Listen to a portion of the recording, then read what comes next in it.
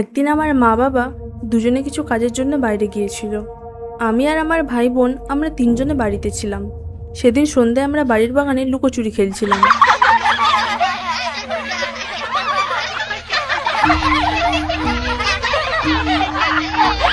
হঠাৎ করে আমি দেখলাম গাছের পেছনে একটা লোক দাঁড়িয়ে আছে। তার মুখের দিকে আমি টর্চ মারতেই দেখলাম সে আমার দিকে তাকিয়ে আজবভাবে হাসছিল। হঠাৎ সে হাতে ছুরি নিয়ে আমাদের দিকে তেড়ে আসতে শুরু করলো। আমার ভাই ছুটে বেড়াটপকে পালিয়ে গেল। আমি আর আমার বোন ছুটে বিছানার তলায় লুকিয়ে পড়লাম। হঠাৎ করে আমরা কারো পায়ের শব্দ শুনতে পেলাম। সেই লোকটা রুমের ভেতর ঢুকে বিছানার নিচে তাকালো। ও আজবভাবে হাসতে লাগলো।